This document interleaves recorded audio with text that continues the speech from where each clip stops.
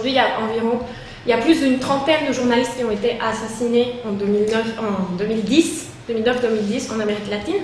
Donc, à part ces questions-là, on retrouve d'autres types de conflits qui sont plutôt ceux auxquels je vais m'attacher, comme par exemple, qui sont plus nouveaux, on va dire, par exemple des polémiques sur la surexposition médiatique des présidents, des plaintes car le président ne fait pas de conférence de presse, des plaintes contre le gouvernement qui donne des concessions irrégulières, qui ferme des stations, qui dénonce des contrats.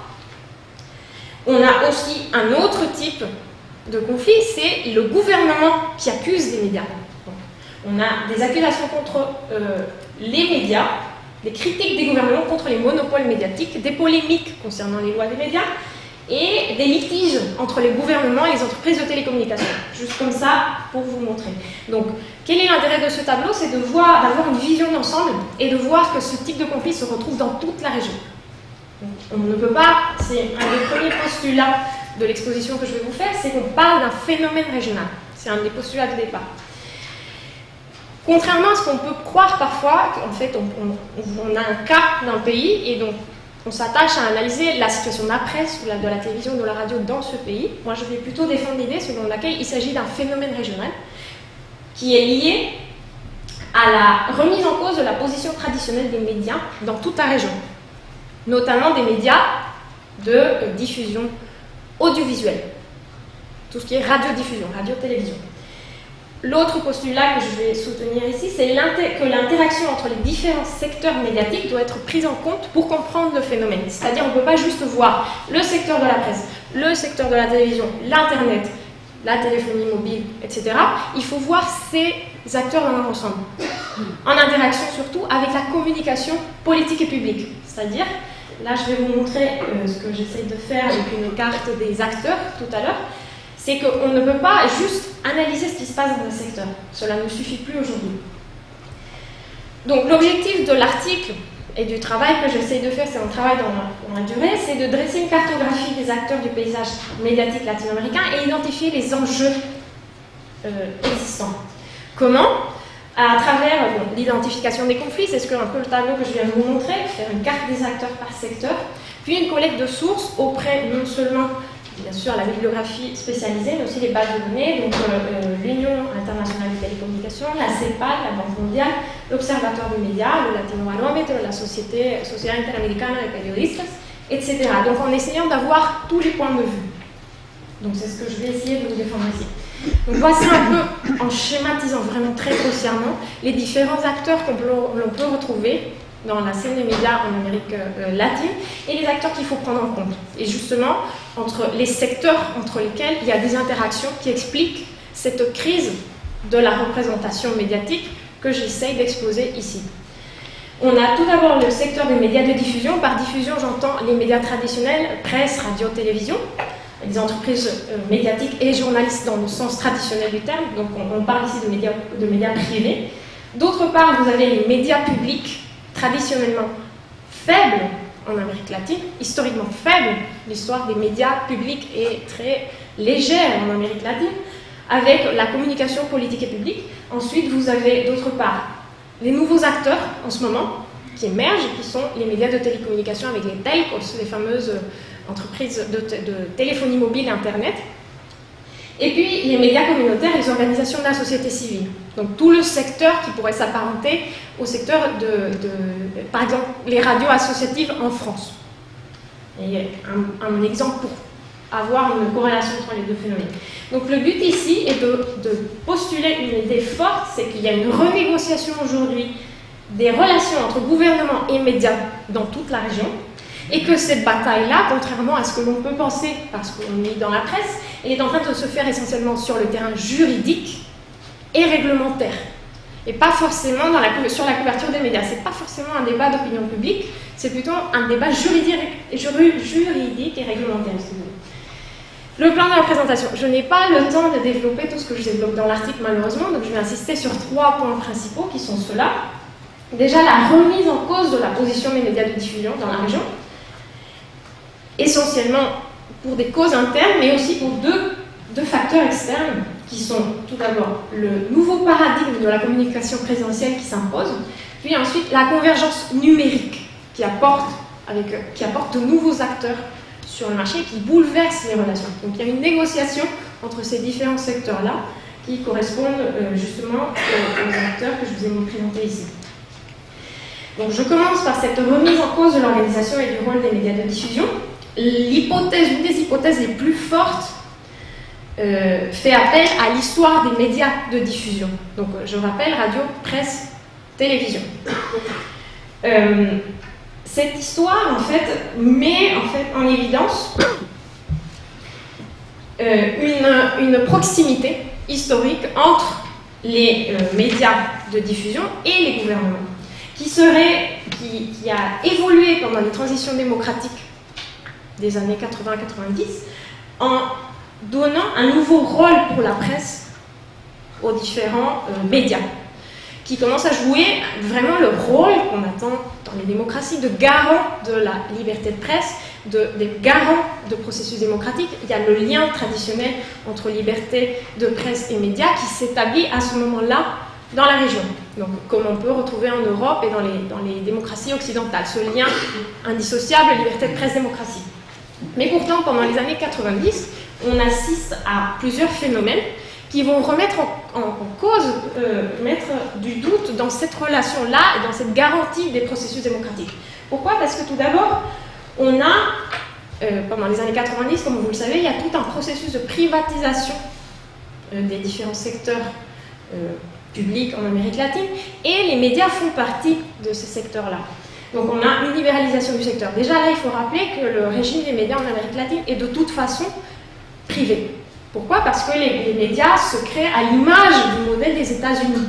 Ils se financent par la publicité. On ne parle en aucun moment de monopole public, comme en Europe. Ce n'est pas du tout le même régime. Donc, ce qui se passe dans les années 90, c'est que les médias qui, de toute façon, étaient déjà privés, ont soit un assouplissement des règles juridiques et des normes pour réguler les médias, soit l'État se défait complètement de ces médias, des chaînes qu'ils pouvaient disposer, et se détache du secteur, le laisse se débrouiller tout seul. Pareil, les télécommunications sont complètement privatisées. Donc on a toujours une analyse sectorielle, c'est-à-dire on a d'une part les télécommunications, d'autre part radiodiffusion, d'autre part la presse. Cette libéralisation du secteur, ce qui va se passer, c'est qu'elle va donner lieu à une concentration exponentielle des médias, qui étaient avant traditionnellement soit monomédias, soit appartenant à une famille, soit vraiment des groupes assez limités, qui vont se développer de plus en plus en Amérique latine, ce qui va être source de critique. Ici, le but n'est pas de faire le procès de la concentration médiatique, mais quand même de souligner les conséquences. Bon, vous connaissez les conséquences négatives qu'on lui attribue, mais de montrer comment cette concentration a provoqué justement une dégradation de l'image et une critique par rapport au lien qu'il y avait entre les gouvernements et les médias, de la proximité entre le secteur économique, politique et les médias qui a été remise en cause. Pour illustrer la concentration du marché, moi je vous montre ici juste les chiffres sur la concentration en Amérique latine sont difficiles à trouver. Pourquoi? Parce qu'il y a très peu, le secteur est très opaque. Ironiquement, les médias donnent peu de statistiques sur eux-mêmes, sur leur propre activité. Donc voici une étude qui a été réalisée, qui a été publiée en 2009 par rapport à des résultats de 2004, qui montre la concentration du marché de la télévision selon l'importance des opérateurs. Vous avez ici, en pourcentage de part de marché, l'importance des 4 opérateurs principaux dans la plupart des pays de la région et l'importance de l'opérateur principal. Je souligne, vous voyez un peu les chiffres, c'est-à-dire la plupart, 4 opérateurs détiennent presque l'ensemble du marché dans au moins environ 60% du marché dans presque tous les pays de la région. Et j'insiste sur l'exemple du Mexique où on peut vraiment parler de 2 acteurs parce que le premier opérateur est Televisa, donc la barre violette, et le reste de la barre bleue, c'est en fait TV Azteca.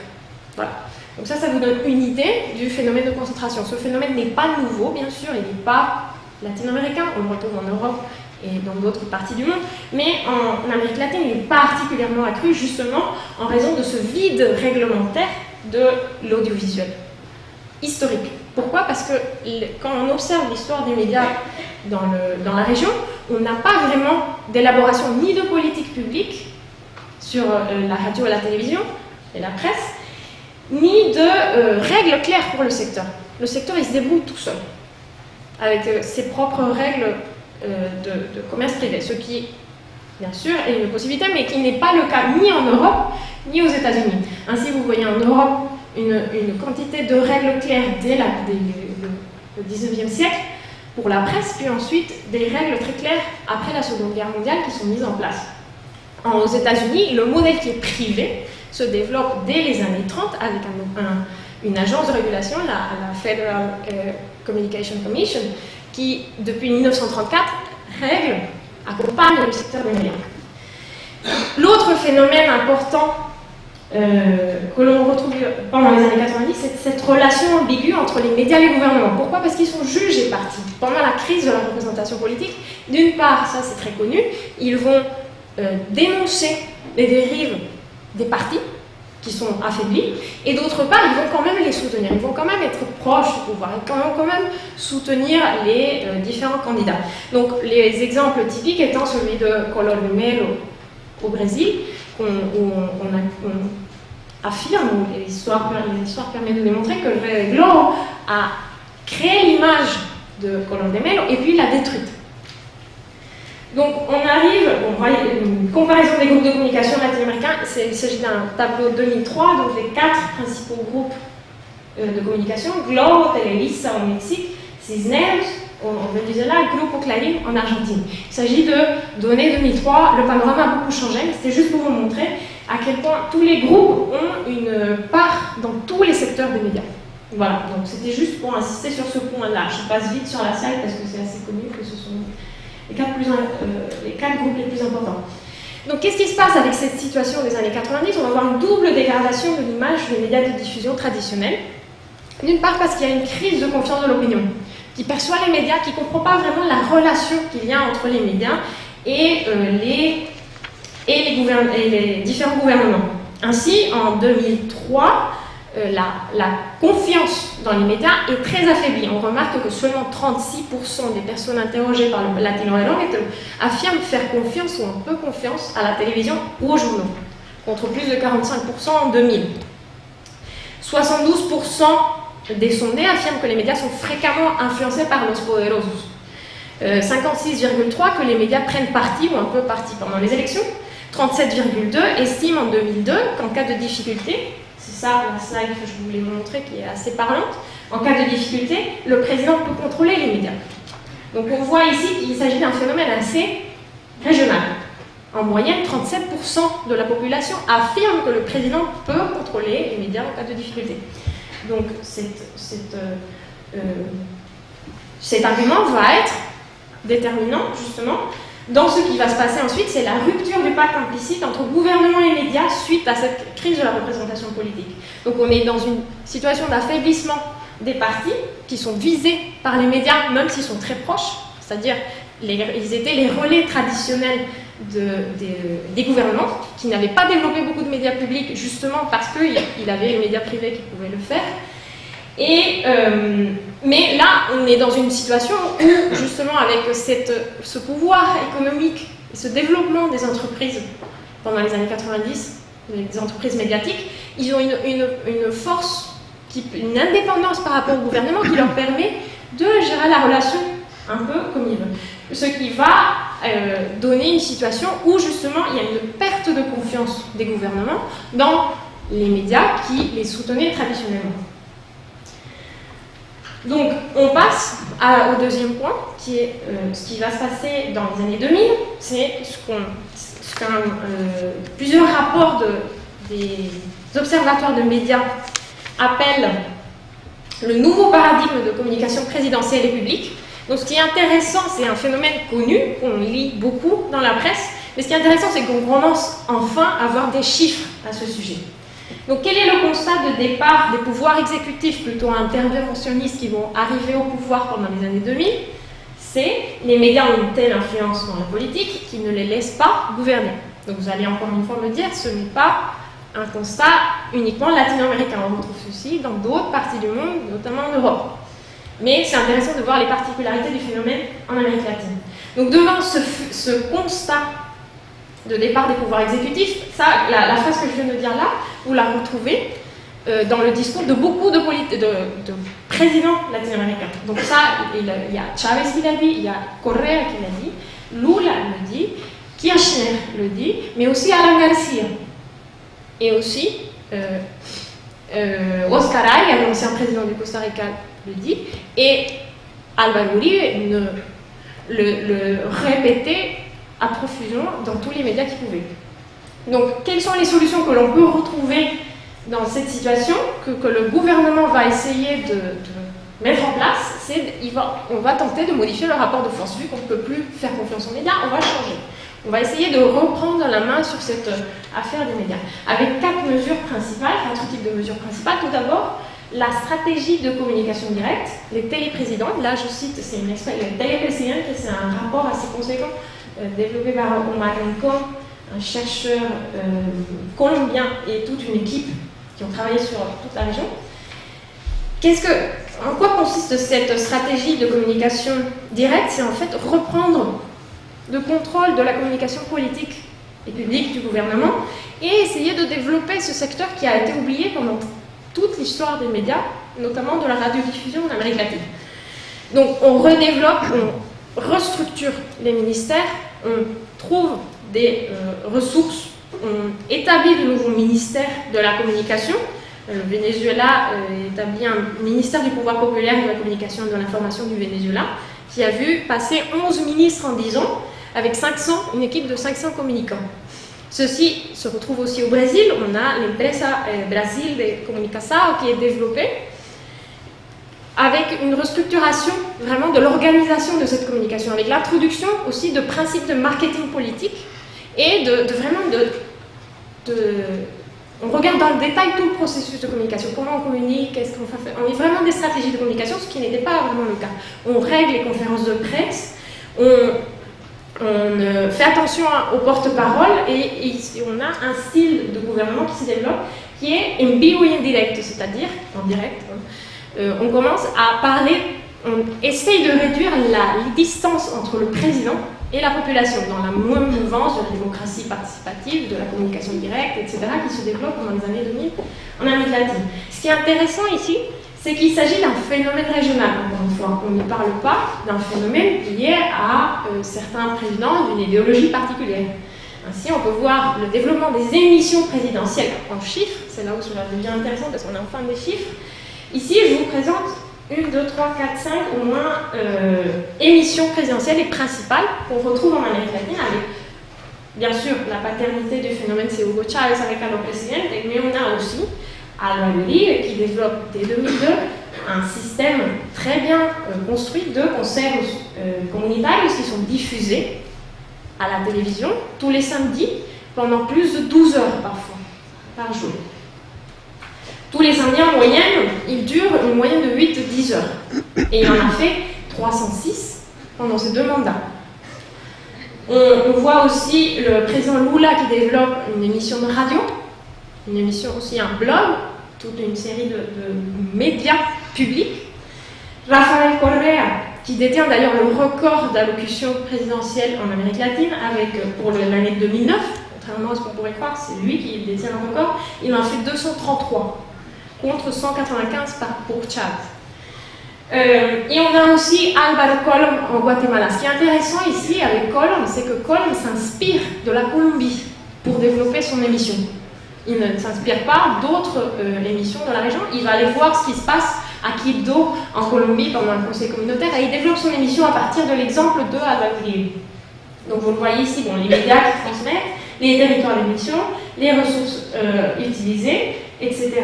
Donc il manque encore des chiffres qui ne sont pas encore disponibles, mais bon, ça vous donne un aperçu de la situation. Donc en quoi consiste ce gouvernement libre et direct? C'est vraiment diminuer cette distance entre le président et la population. Je crois qu'on en a assez parlé dans les différents médias. Et on voit, par exemple, il y a aussi un autre exemple intéressant, c'est celui de Michelle Bachelet. On pourrait se dire, ah oui, c'est juste certains présidents. Non, Michelle Bachelet fait aussi du gouvernement libre et direct, elle va se déplacer sur place se déplacer sur place, oui, logique, va se déplacer pour voir les différents événements d'actualité. Par exemple, en 2006, les éboulements de Tiguadiante, Michel Bachelet se déplace pour voir ce qui s'est passé.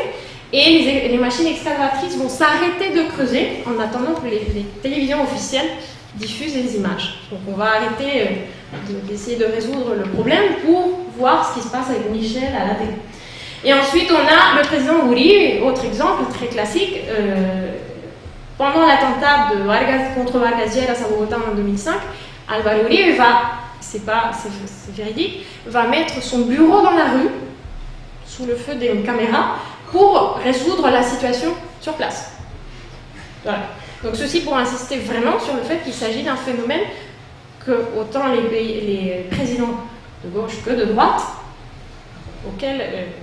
développent. Finalement, dernier exemple que moi je considère qu'on n'en a pas beaucoup parlé, mais qui est plutôt intéressant, c'est celui du sommet de l'UNASUR à Bariloche en 2009. En effet, ce qui est intéressant, c'est qu'on a pu assister à la transmission directe des images, des négociations entre les différents présidents pendant le sommet. Toute la journée, 10 heures, non-stop, d'images du sommet présidentiel. Et on a pu voir comment se mettait en place une négociation concernant les bases militaires en Colombie. Cet événement, c'était la première fois que cela avait lieu. Et ce qui est intéressant, c'est de voir que c'était à la demande des présidents Correa et Uribe, et que Lula n'était pas d'accord à la base, parce qu'il disait qu'en fait les présidents allaient parler uniquement à leur population, à leur électorat, et pas vraiment tenter de résoudre le problème. Ce qui s'est effectivement passé, parce qu'on avait des regards des présidents qui étaient en train de discuter, puis tout d'un coup, direct regard caméra, je parle à la nation, je place mon message. Donc voilà, tout ça. J'insiste sur ce point parce que c'est assez intéressant. Deuxième aspect de ce paradigme de la communication présidentielle, c'est classique, on le connaît, c'est le gouvernement qui retourne la situation et dit qu'il est victime de la censure. C'est lui qui est victime de la censure, c'est le gouvernement. C'est une des phrases les plus répétées par Cristina Fernández de Kirchner concernant la presse en Argentine. Uribe le répétait sans cesse, les journalistes sont frivoles, cyniques, misérables, ne font pas bien leur travail et ne rapportent pas bien ce que font les gouvernements. Lula, la presse ne met que l'accent sur les noticias ruins, alias les journalistes ne sont concernés que par leur propre intérêt économique. On retrouve aussi, bon là je cite d'autres exemples, mais les plus classiques c'est Chávez, Correa, Evo Morales, etc., qui ne veulent pas que les médias mentent, je cite. Donc on a ce phénomène de gouvernement qui se dit victime de la presse, donc, comme stratégie. Deuxième stratégie, en fait c'est une stratégie mise en place. On a, troisième phénomène, le circuit de médias publics recréés. Donc il s'agit d'une rupture. Pourquoi? Parce que les médias publics dans toute la région sont traditionnellement faibles. Il y a peu de budget. On les développe très peu. Et pendant les années 2000, on va avoir un développement pour la première fois de ces médias. On accorde une importance à ces médias. On développe un circuit de médias locaux, on développe de bonnes relations avec les médias régionaux et locaux, c'est-à-dire plutôt que de communiquer directement avec les médias nationaux, on va aller voir le réseau de médias locaux et régionaux qui sont historiquement délaissés par ces gouvernements. On a aussi un autre phénomène qui est le développement du réseau international Télésul. Vous connaissez bien, donc moi je ne vais pas insister là-dessus. Et la question qu'on peut se poser par rapport à ceci, c'est quel sens donner à ce développement de la communication publique? Est-ce que c'est bien? Est-ce que c'est mal? Bien sûr, la question normative habituelle. Si on observe ce qui est en train de se passer, finalement, est-ce que c'est si grave? Si vous voyez ce qui se passe, en fait, ils développent, les différents gouvernements développent pour la première fois des médias publics. Or, quand on voit des pays comme la France, ici, c'est France Inter, donc chaîne de radiodiffusion publique, qui est très forte en termes d'audience en France. Le réseau de médias publics est très fort en France malgré tout. D'autre part, on est dans une situation de crise des médias publics dans le monde, c'est-à-dire les médias publics dans une situation de globalisation, de perte de repères nationaux, etc., perdent un peu leur sens. Pourquoi faire un média public? À quoi ça sert? Donc après, il y a bien sûr toute la question sur les contenus. Est-ce qu'on s'en sert pour parler, pour donner la voix à d'autres acteurs politiques ou est-ce qu'on va c'est le président qui va parler sans cesse à la radio. Ainsi, on voit par exemple, Charles a réalisé plus de 1252h41 à l'antenne entre 1999 et 2009. C'est beaucoup. Lula a fait au moins 2000 discours publics. Donc, ça vous donne une petite idée. Donc, la question, quel sens donner à ce redéveloppement de la communication publique est une vraie question qui ne peut pas être tranchée juste en disant oui, c'est bien ou non, c'est mal. C'est une vraie question. Pour la première fois, on a des médias publics en Amérique latine. Qu'est-ce qu'on en fait? Dernier aspect de ce paradigme de la communication présidentielle, et pas le moindre, c'est justement la réforme de la législation des médias comme mesure. Qu'est-ce qu'on constate depuis entre 2000 et 2010? Il y a 10 pays de la région, sur 18 environ que j'utilise pour mon cas d'étude, qui ont approuvé de nouvelles lois des médias. Ce qui est intéressant, et il y a 4 pays qui ont des projets de loi en cours. Là, ça concerne surtout essentiellement le secteur de la radiodiffusion. Donc, qu'est-ce qui est intéressant ici? Est-ce que, encore une fois, on se dit, ah oui, en fait, les présidents, ils sont en train de changer encore le système médiatique. Pourtant, si on observe l'histoire des législations audiovisuelles dans la région, il s'agit d'un impératif. Pourquoi? Parce que la réglementation actuelle en matière de radiodiffusion en Amérique latine est complètement obsolète. Ainsi, on observe au Costa Rica, exemple centra-américain pour une fois, la loi de radio date de 1954. En 1954, il n'y avait pas de FM, déjà. Donc, et c'est encore la loi sur laquelle le pays travaillait. Donc, la loi qui est venue remplacer cette loi en 2008 était plutôt justifiée, notamment dans le contexte de la convergence numérique. Autre exemple, l'Argentine et l'Uruguay, on a des situations où les lois concernant le secteur de la radiodiffusion ont été écrites pendant la dictature. Donc on a encore des règles de mesure qui permettent la censure, qui autorisent la censure. On voit au Brésil, même chose. La loi qui a été révoquée l'année dernière, elle aussi permettait la censure et le contrôle des contenus des médias, comme sous la dictature. Dans les autres pays, on retrouve, en Mexique, même chose, c'est plus le contexte de dictature, c'est une loi des années 60 complètement obsolète par rapport au cadre technologique et normatif mondial. Donc, une réglementation qui est en fait un impératif, il faut réformer.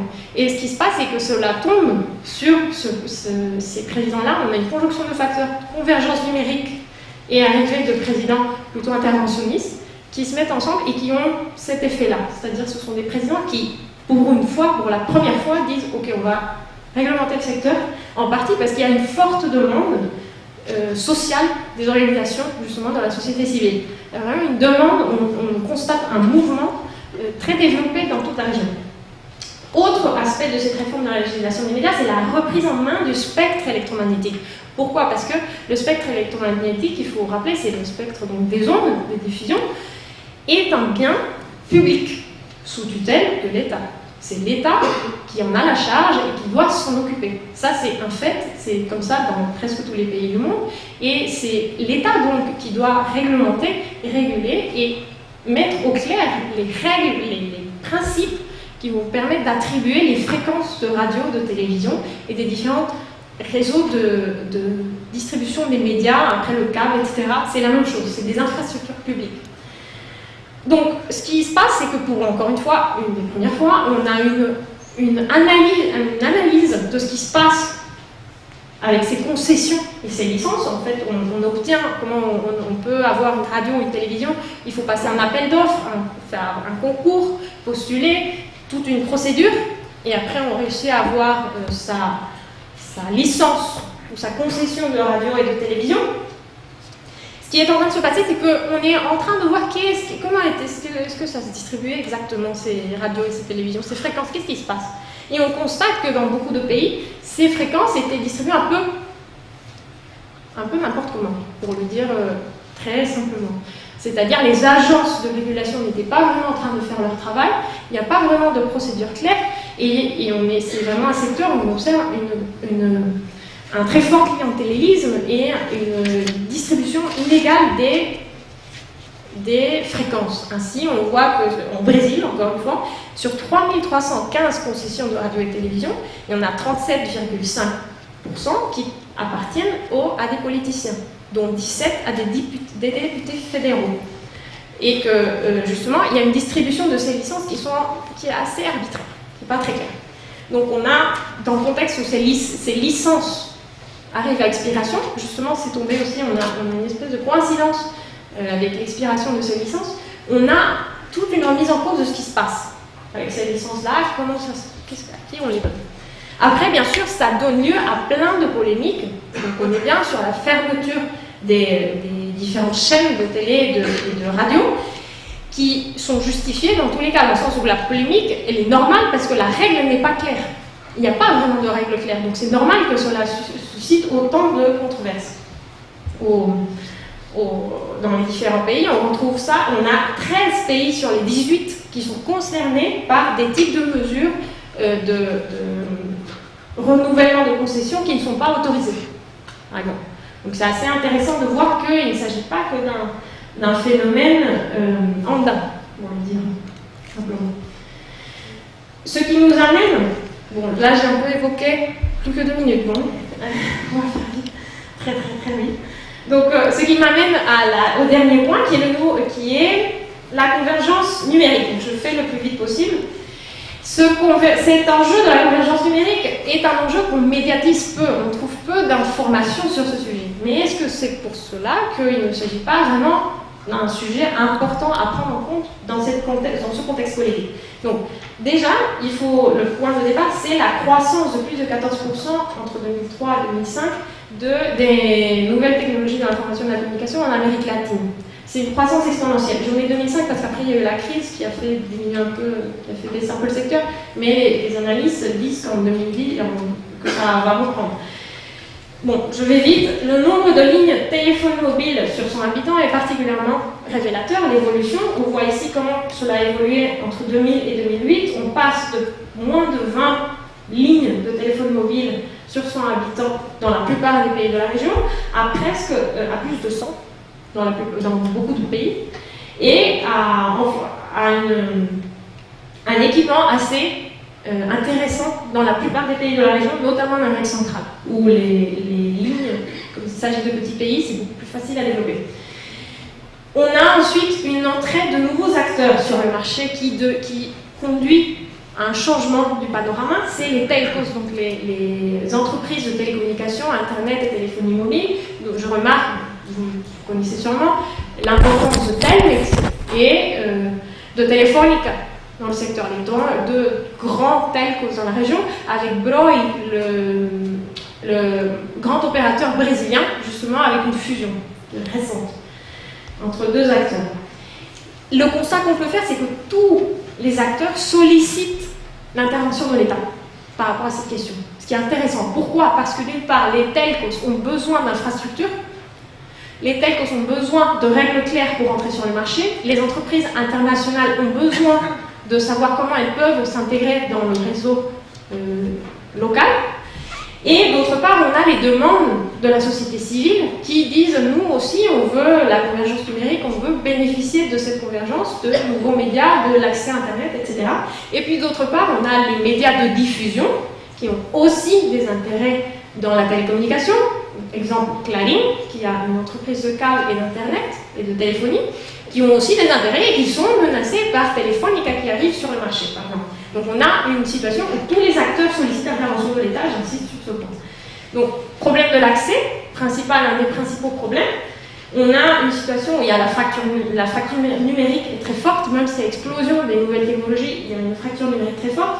Des infrastructures insuffisamment développées, on sait, les réseaux ne sont pas très développés en Amérique latine, faible revenu d'une grande partie de la population. On voit ici, il y a encore un tableau, les usagers des télécommunications sur 100 habitants en 2008, et on voit la faible, malgré le fait que ça a explosé, la faible pénétration d'Internet et de la téléphonie fixe dans la plupart des pays.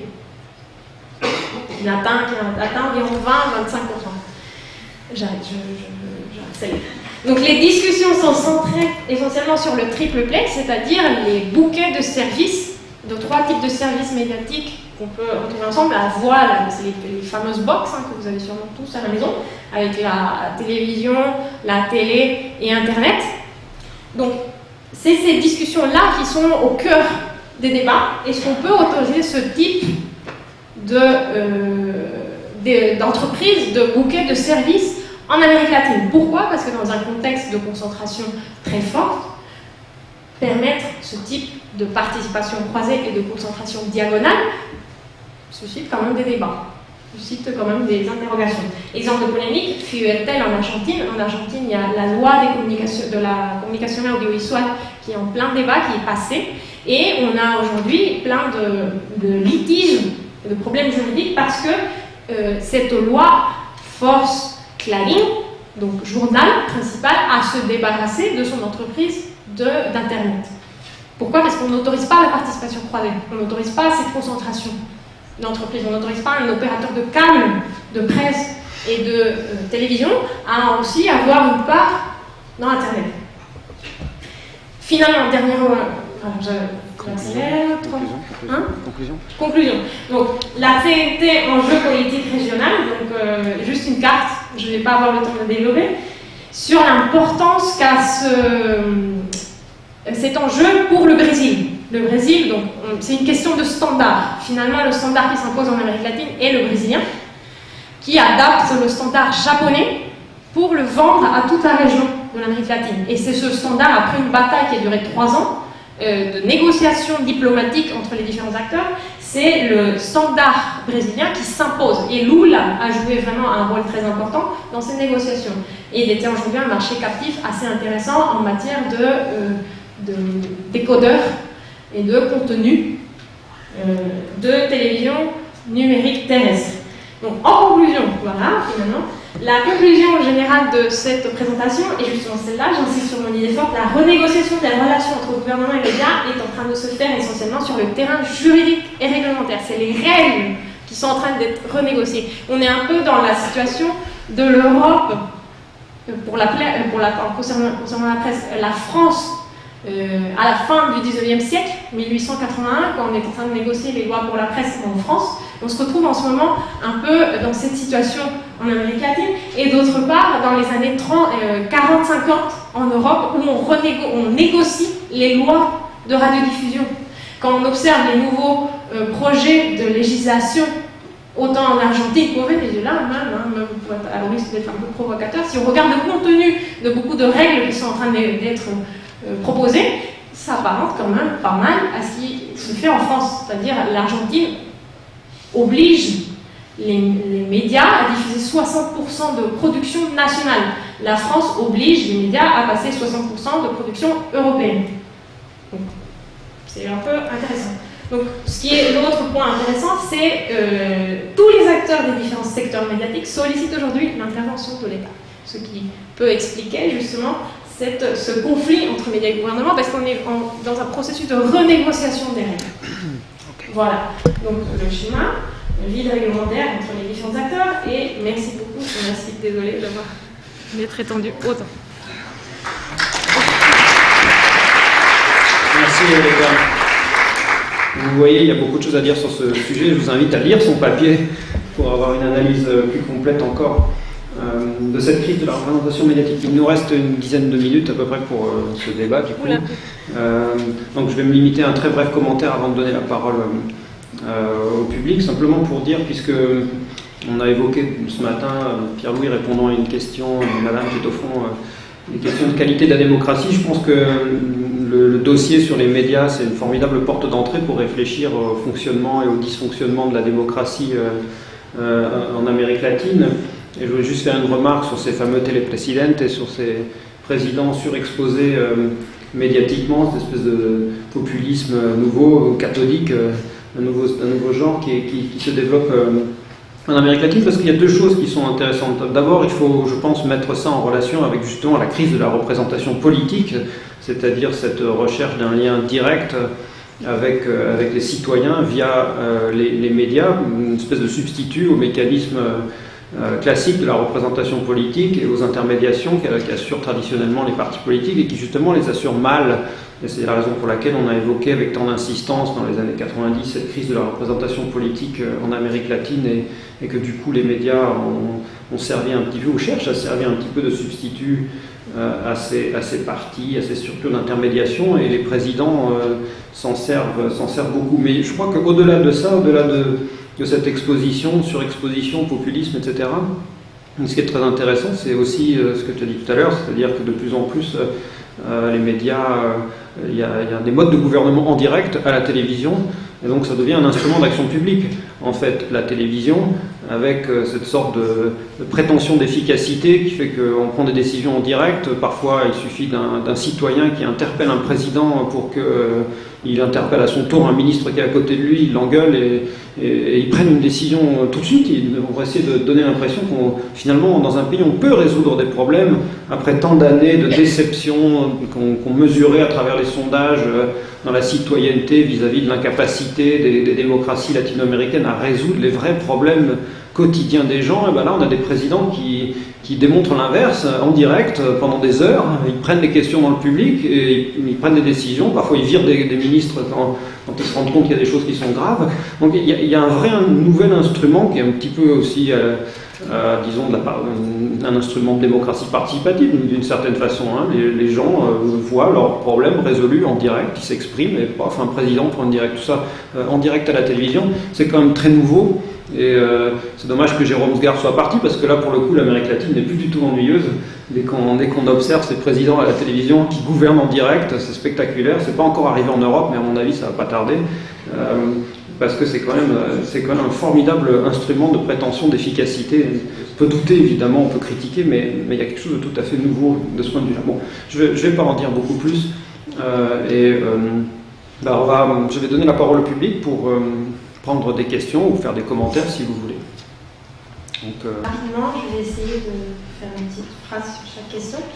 Donc, au sujet du Nicaragua, oui, effectivement, justement, c'est le rôle de la presse pendant les années 80, dans ce contexte de transition démocratique, va être essentiel. De la presse, etc. C'est justement parce que la presse s'allie finalement à l'opposition un peu, on va dire, militante, hein, que la révolution sandiniste réussit à s'imposer. C'est justement parce qu'il y a ce rôle de la presse qui joue. Sur les missions nicaraguayennes, oui, il y a eu beaucoup d'émissions contestataires qui ont été développées dans les années 70 et début des années 80, sauf qu'elles n'avaient pas du tout les mêmes moyens que ce qu'on trouve aujourd'hui. C'est-à-dire, c'est pas du tout la même infrastructure, ni le même l'entreprise. C'est vraiment une entreprise de communication. Ce qu'on peut voir au Brésil ou au Venezuela, par exemple, il y a vraiment un système qui est construit avec plusieurs étapes, avec vraiment un réseau très coordonné, 500 communicants, pour développer ce type de communication publique et politique. En ce qui concerne le Brésil et l'élection de Dilma, avec la presse contre elle, ce qu'on peut dire, c'est que justement, ça peut vouloir dire que la stratégie de Lula a payé. Pourquoi? Parce que ce qu'a fait Lula, c'était plutôt de mettre l'accent sur les médias régionaux, de développer une communication avec les médias régionaux et les médias locaux, et justement de développer tout ce réseau parallèle de blogs, le blog de Planalto, le site du Planalto, qui est très bien fourni, et de communication par d'autres moyens. Et donc c'est en créant ce réseau plutôt, on ne va pas dire alternatif, mais parallèle aux médias nationaux, qu'ils ont réussi à dépasser cette histoire de la presse est contre nous. Justement, c'est en favorisant, en allant voir les autres. Donc c'est justement la preuve que le système a marché, un nouveau type de communication. En ce qui concerne l'audience, la question sur l'audience, un slide sur la télévision, elle était nationale. C'était vraiment les principaux opérateurs au niveau national. C'était l'audience. Donc, les médias locaux, je n'ai pas vraiment saisi la question, mais est-ce que vous parlez, qui vient un peu rejoindre l'autre question sur la reprise en main, qui risque justement de favoriser la concentration dans de nouvelles mains privées, c'est un risque complètement. Mais justement, on est dans un processus de renégociation de la règle. Donc après, c'est quelle règle qui va s'imposer, c'est quelle règle qui va réussir à être négociée. Donc là, c'est vraiment un rapport de force. C'est pour ça qu'il y a autant de soucis, c'est parce que tous les acteurs sont en train de se battre pour voir quelle règle va s'imposer. Est-ce que ça va être une règle favorable aux médias communautaires qui sont en pleine effervescence en ce moment? Il y a des médias en Argentine, le mouvement est vraiment très fort, avec des manifestations, avec une participation aux tables, ou en Colombie aussi, les médias communautaires participent aux tables de négociation des politiques publiques. Donc justement, c'est l'enjeu. C'est est-ce qu'on va aboutir à une nouvelle concentration dans les mains privées, ou est-ce qu'on va réussir à, pour une fois, créer une règle qui puisse favoriser le secteur local. Donc on voit en ce moment la situation des médias communautaires en Amérique latine peut être comparée à ce qu'on trouvait ici en France pendant les années 70, 80, avec le mouvement des radios libres. C'est un peu la même ambiance, on va dire, c'est ce qu'on sent.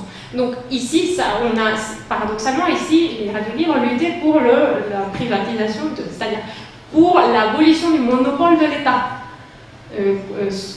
concernant les fréquences de radiodiffusion. C'est-à-dire que l'État ne détienne pas ce monopole.